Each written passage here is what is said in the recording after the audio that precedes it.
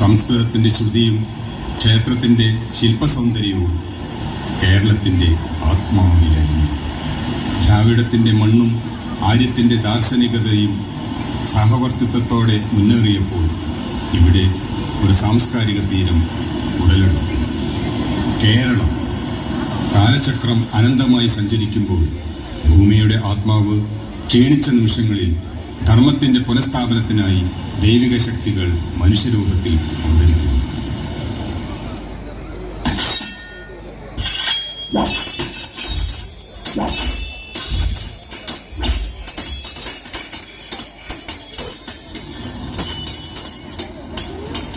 ക്ഷത്രിയ അഹങ്കാരം അതിരുകടന്ന കാലത്ത് പരാക്രമത്തിന്റെയും തപസ്സിന്റെയും പ്രതീകമായി പരശുരാമൻ ഉദയം ചെയ്യുന്നു. കയ്യിൽ പരശുവും ഹൃദയത്തിൽ ധർമ്മവുമായി വന്ന പരശുരാമന്റെ ലക്ഷ്യം ധർമ്മം പുനഃസ്ഥാപിക്കുക എന്നത് മാത്രമായിരുന്നു.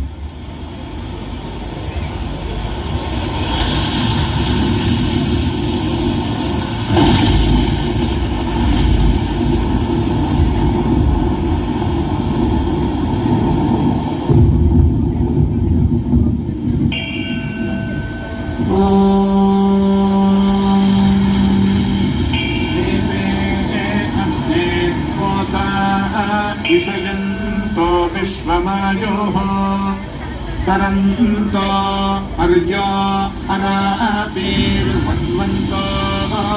अर्यो अनापीः. കാലം വീണ്ടും മാറുന്നു. മനുഷ്യന്റെ മനസ്സ് സംശയത്തിലും അജ്ഞാനത്തിലും അലയുന്ന കാലഘട്ടത്തിൽ ജ്ഞാനത്തിന്റെ ദീപമായി ആദിശങ്കരാചാര്യർ അവതരിക്കുന്നു.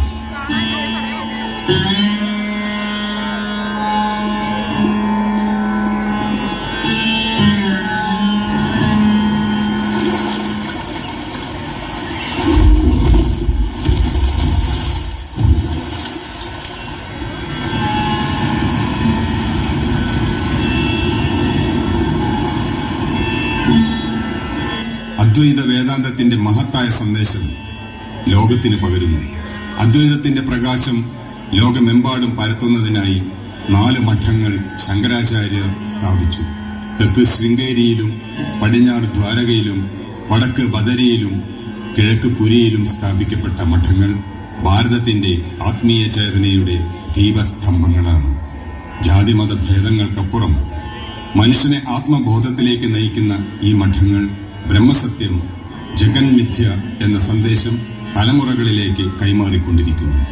ഈ അദ്വൈത സത്യത്തിലേക്ക് മനുഷ്യനെ നയിക്കുന്ന മഹായാഗമാണ് കുംഭമേള.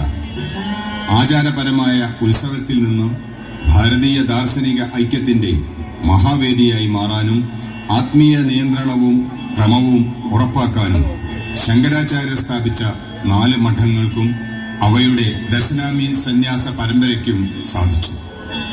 ശങ്കരാചാര്യരുടെ അദ്വൈത സന്ദേശം ലോകത്തോട് വിളിച്ചു പറയുന്ന ഈ ആത്മീയ സംഗമം നദികളിൽ ഒഴുകുന്നത് ജലം മാത്രമല്ല, ജ്ഞാനധാര കൂടിയാണ് എന്ന് ഓർമ്മിപ്പിച്ചുകൊണ്ട് അനന്തമായും പ്രവഹിച്ചുകൊണ്ടിരിക്കുന്നു. അതേ കാലഘട്ടത്തിൽ ധർമ്മം കരുണയായി രൂപം കൊണ്ട് ശ്രീനാരായണ ഗുരു ഒരു ജാതി, ഒരു മതം, ഒരു ദൈവം മനുഷ്യന് എന്ന മന്ത്രം ആത്മീയതയുടെ വിപ്ലവമായി കേരളത്തിലുടനീളം മുഴങ്ങി.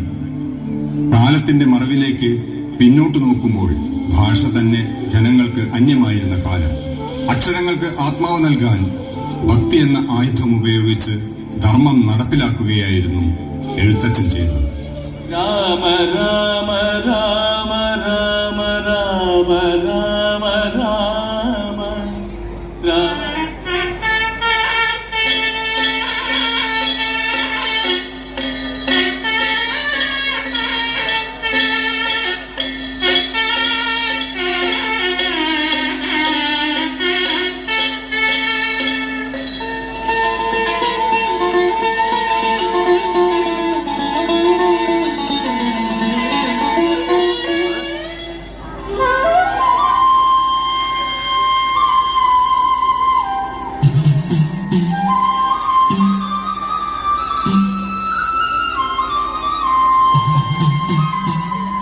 അക്ഷരവും ഭക്തിയും കവിതയായപ്പോൾ ശരീരം തളർന്നിട്ടും ആത്മാവ് ഉയർന്നു.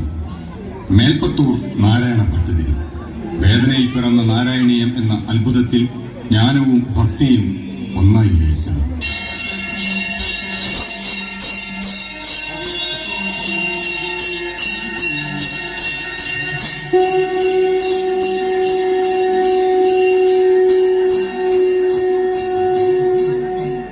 ഭക്തിയുടെ മഹത്വം ലോകത്തെ പഠിപ്പിച്ച പൂന്താനം ജീവിതത്തിന്റെ ദുഃഖാനുഭവങ്ങളിലൂടെ കടന്നുപോയ ഒരു മഹാഭക്തന്റെ ഹൃദയത്തിൽ നിന്നുണ്ടായ ജ്ഞാനപ്പാന കാലാതീതമായ സന്ദേശങ്ങൾ ഉൾക്കൊള്ളുന്നുണ്ട്.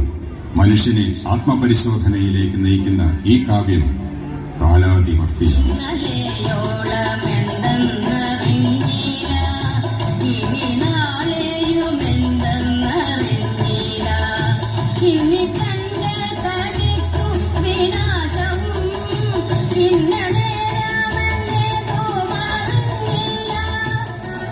ശക്തി, ജ്ഞാനം, കരുണ, ബോധം എല്ലാം ഒന്നായി ചേരുമ്പോൾ മനുഷ്യൻ തന്നെ ധർമ്മത്തിന്റെ ദീപമാകുന്നു. ഈ ജ്ഞാനധാര ഒഴുകിയ മണ്ണിൽ ആത്മാവ് ചലനങ്ങളായും നിറങ്ങളായും താളങ്ങളായും പാടിയുയർന്നു. പാട്ടും നൃത്തവും ഇവിടെ ആരാധനയായി. അക്ഷരവും ചലനവും ഒന്നിച്ചു ചേർന്നാൽ കേരള സംസ്കാരമാണ്.